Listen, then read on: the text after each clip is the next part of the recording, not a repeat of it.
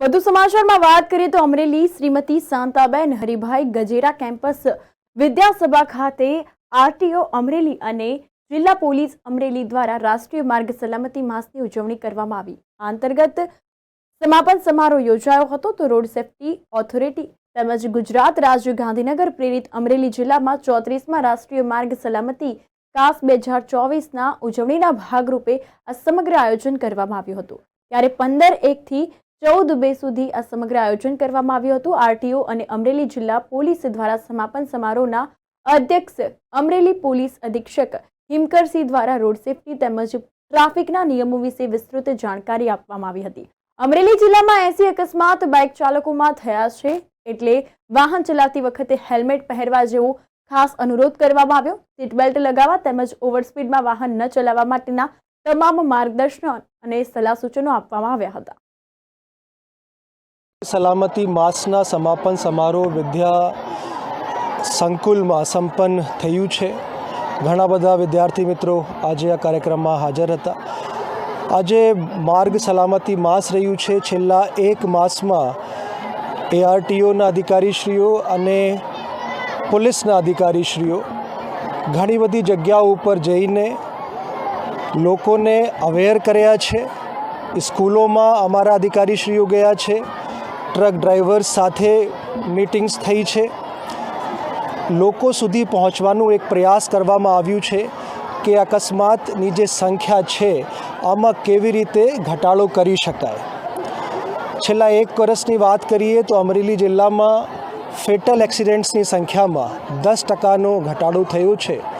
આ વર્ષે પણ અમારું આ પ્રયાસ રહેશે કે આમાં ઉત્તરોત્તર ઘટાડો જે અકસ્માત થાય છે અને આમાં લોકો પોતાના જીવ ગુમાવે છે આ સંખ્યામાં કમી આવે એવા પ્રયાસ અમરેલી જિલ્લા પોલીસ દ્વારા આ વર્ષે પણ કરવામાં આવશે। અમે લોકો માનનીય એસપી સાહેબ શ્રી હિમકરસિંહ સાહેબના અધ્યક્ષસ્થાને રોડ સેફ્ટી સમાપનનો કાર્યક્રમ કરેલ છે, જે અનુસંધાને વિદ્યાસભા કેમ્પસની અંદર બહોળી સંખ્યામાં વિદ્યાર્થીઓને આ અંગે માર્ગદર્શન મળે અને વિદ્યાર્થીઓ એમને જે મળેલું માર્ગદર્શન પોતાના પરિવારજનો, મિત્રો, વડીલો, સગા સંબંધી દરેકને આ મેસેજ પહોંચાડે એવો અમારો ઉદ્દેશ્ય છે। આમ તો 15/1/2024થી લઈ અને 14/2/2024 સુધી અમે લોકોએ આરટીઓ અમરેલી અને જિલ્લા ટ્રાફિક સંયુક્ત રીતે જિલ્લાની અંદર ઘણા બધા પ્રોગ્રામ કર્યા છે, જેમ કે એપીએમસીમાં ખેડૂતોના જે વાહનો છે એની ઉપર અડિયમ પટ્ટી લગાવવાના કાર્યક્રમો, જે ડ્રાઈવરો છે એમના વિનામૂલ્યે આંખ ચેકઅપ કરવાના કાર્યક્રમો, મેડિકલ ચેકઅપ જેમ કે બીપી હોય છે, સુગર હોય છે, દરેક વસ્તુમાં ચેક કરેલું છે। પણ અમે લોકોએ વાહન જે દ્વિચક્રીય વાહન પહેરવાનું પણ સૂચન કરેલું છે। 4 ચક્રી વાહન ચાલકો છે એ લોકોને અમે લોકોએ સીટ બેલ્ટ પહેરવાનું સૂચન કરેલું છે। એટલે અત્યાર સુધીમાં અમે લોકોએ અમરેલી જિલ્લાના 20,000થી વધુ લોકોનો એક મહિનામાં સંપર્ક કરેલો છે અને હજુ અમે લોકો અમારો પ્રયત્ન એવો રહેશે કે સંપર્ક વધે અને લોકોમાં જનજાગૃતિ થાય, કારણ કે 2023ની અંદર જ્યારે ભારત દેશની અંદર 4.5 લાખ અકસ્માત થઈ રહ્યા છે અને 4.5 લાખ અકસ્માતની અંદર 1.5 લાખ લોકો મૃત્યુ પામે છે, જેથી આ રેશિયો ઘટાડવાનો અમારો ઉદ્દેશ્ય છે અને કેન્દ્ર સરકાર પણ આના માટે બહુ ગંભીર છે।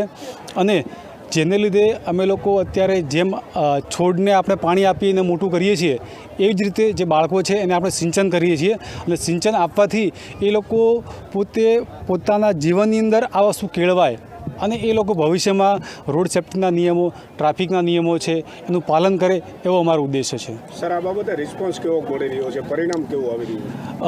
છેલ્લા 2 વર્ષની અંદર અમે લોકોએ પરિણામ જોવા જઈએ તો જ્યારે ભારત દેશની અંદર અકસ્માતનું પ્રમાણ વધતું જાય છે, જ્યારે આપણા જિલ્લાની અંદર અકસ્માતનું પ્રમાણ ઘટતું જાય છે।